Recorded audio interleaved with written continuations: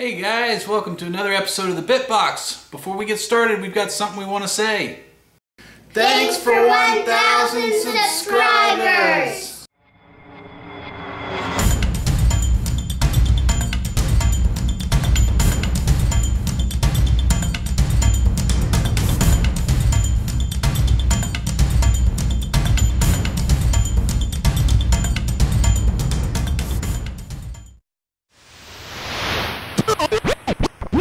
On this episode of the BitBox, Community Happenings, we take a look at the entries to Bustovion's Terrain Challenge. We show you how to make your very own dead tree.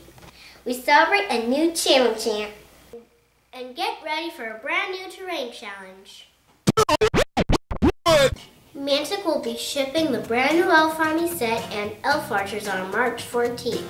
Pre-order yours today. Also shipping on March 14th is the new Abyssal Dwarf King's War Conclave. Why haven't you ordered yours yet? Orcs are coming! Advance ordering for Mantic's new Orc Army starts this month.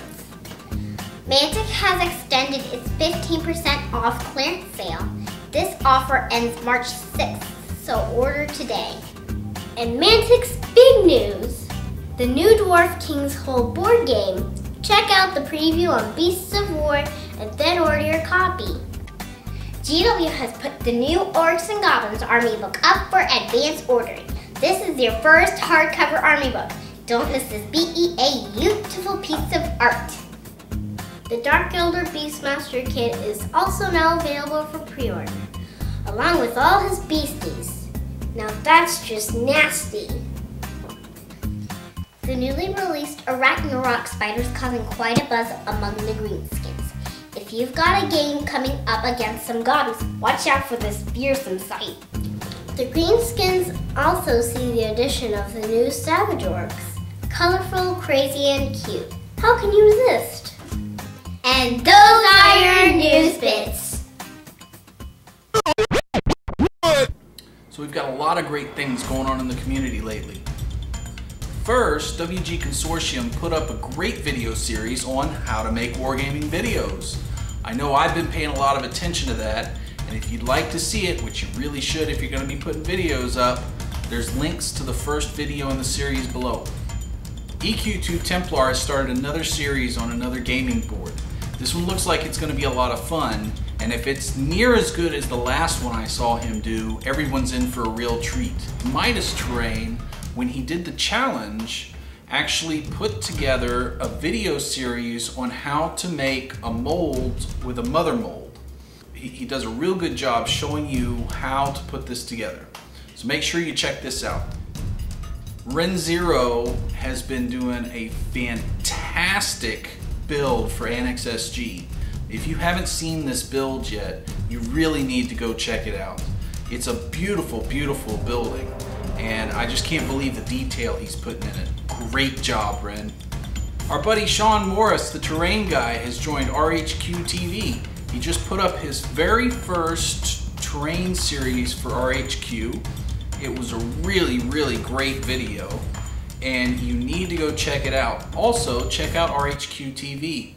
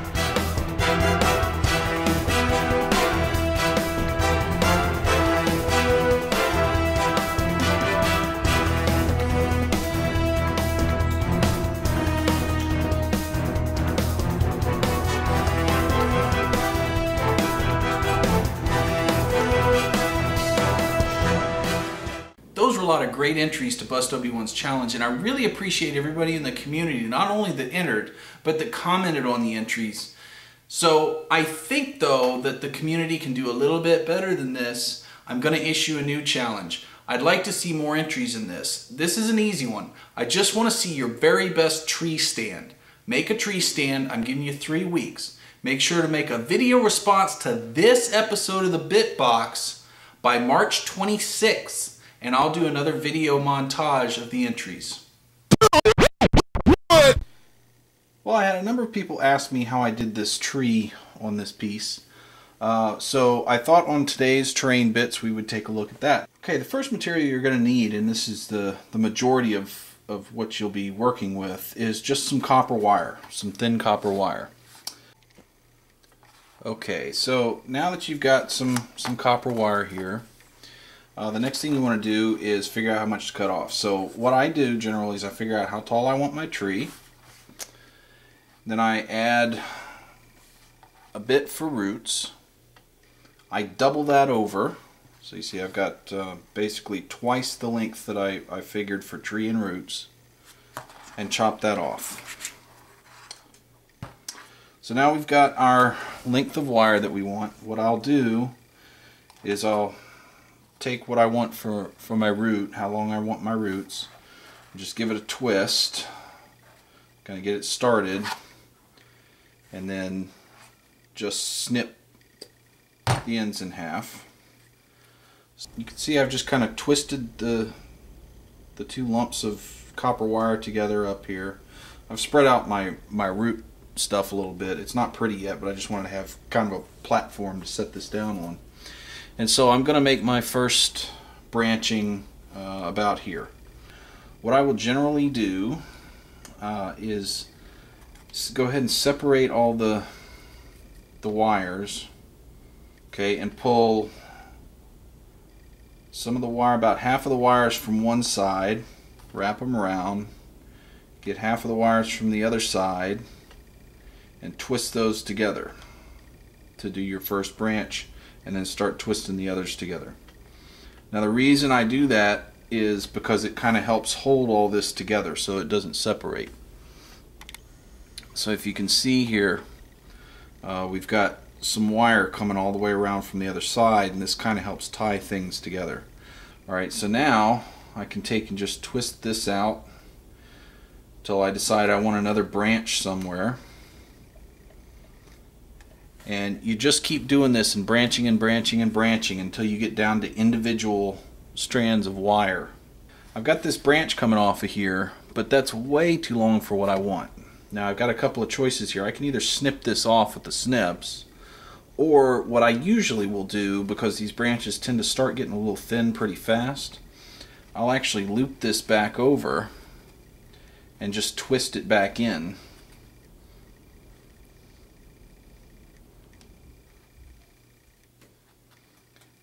And then snip the ends apart. So now I've actually got more branching. Okay, so I've put maybe 15 or 20 minutes worth of twisting into this, and I'm pretty much done with the top. You can see most of them I twist down to a single strand.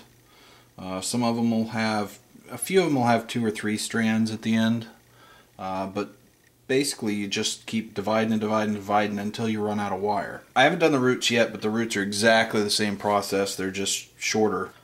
I kind of purposefully did this, but I made the center of this tree kind of bare. You can see there's not a whole lot going on in the middle here. That could be okay. I mean, it's a fine looking tree. If I was making this a full tree, you know, I'm going to put a lot of foliage on here and stuff, that would be okay because the foliage is going to fill in a lot of this. But if I'm making a dead tree, I don't have a lot of foliage to cover that up. So I need to fill this in somehow. Well, I don't have any more wire to twist, so what I need to do is add in some more wire. Well, that's the beauty of this thing, is I just take a length of wire that I want, twist it around a little bit to make sure it's attached, and here I've got another branch set to work on. So you can see I can keep doing that. The other thing I can do is if I want a little more heft to the trunk, because a lot of times what I find is the trunks are a little too skinny, I'll take another length of wire or two and just kind of wrap it around the trunk to fill it out a bit. Make sure at this stage that your tree is has got all the parts you need.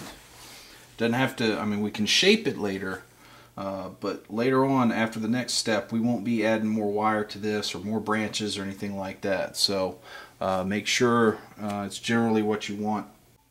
Okay, so now the fun part. We're going to mix up some goop to coat this wire tree in.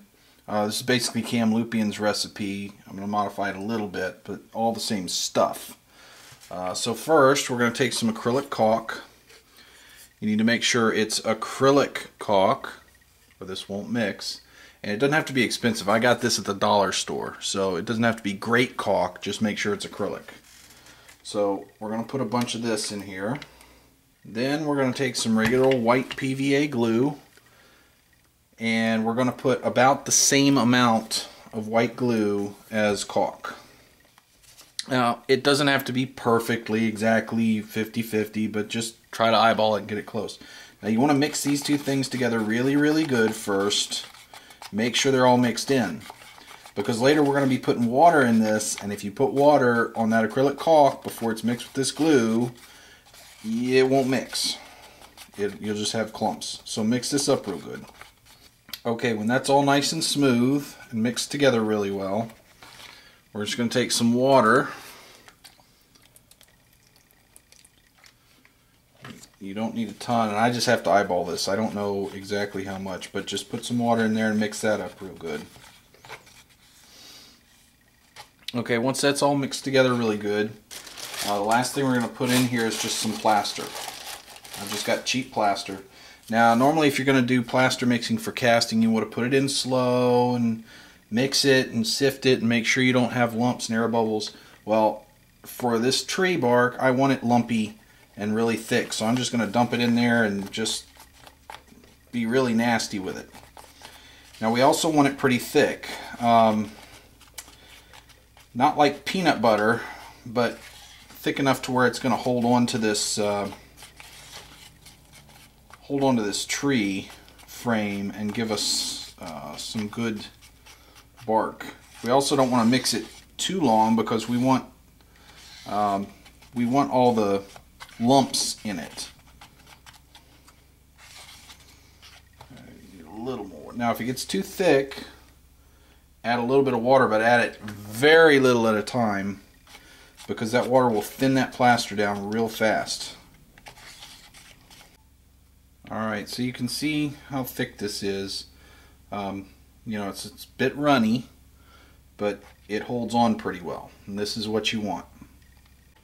Now you can in fact put paint in this mixture to go ahead and pre-color it. However, be warned that you will be doing multiple coats of this stuff on this tree, and if you haven't mixed enough of this and you try to go back and color match it, it's going to be next to impossible. So I would recommend not bothering to put paint in here. Just get the goop on white and we can paint it later. Alright, so I've got my goop here. Really cheap disposable brush, because this will ruin a brush. I've got an empty container sitting by here because I'm going to need some place to put my tree when it's all covered with goop, because I don't want it to fall over and get all over everything. So basically all you need to do is start at your furthest out branches. Don't start at the trunk. Start the branches that are furthest out and just slop this stuff on. Now you want to be careful of, you don't want to get too much on, and you don't want runs and big glops and drips, but you also don't want it really smooth. Just let it be ugly.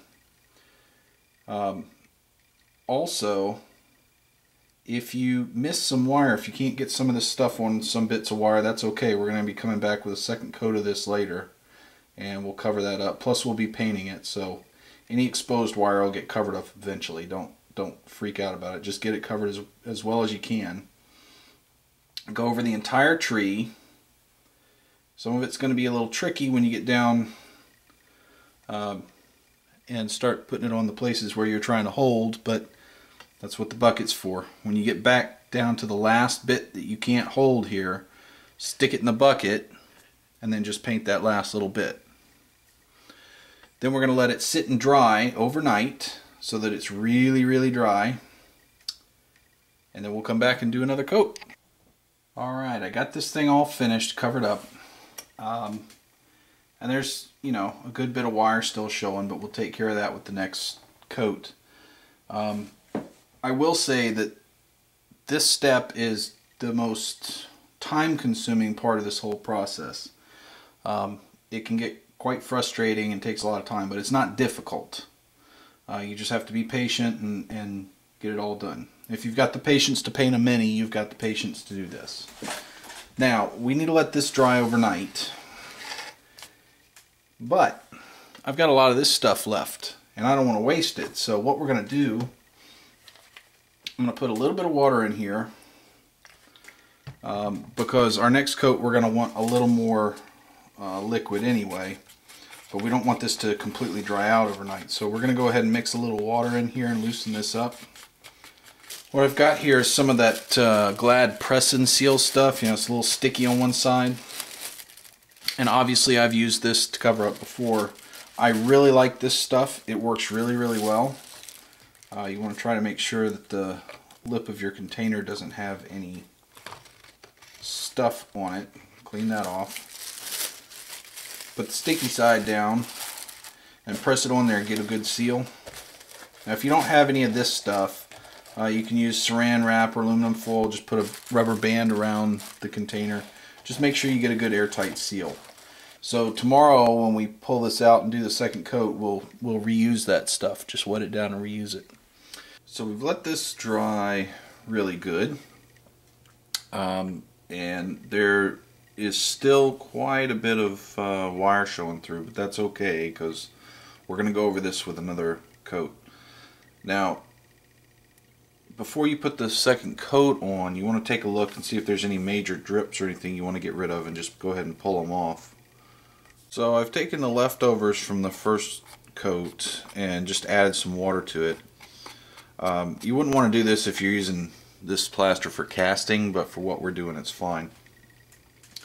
Alright, so I've made it a bit thinner than the first coat. It's still pretty thick, but quite a bit thinner than what we started with. So again, we're just going to take our cheap brush and slop this onto the tree. Alright, the second coat's on. The main objective there is just to basically cover up any parts of wire that you missed in the first coat. Alright, so our second coat of goop is dried. So now I'm just going to base coat this thing.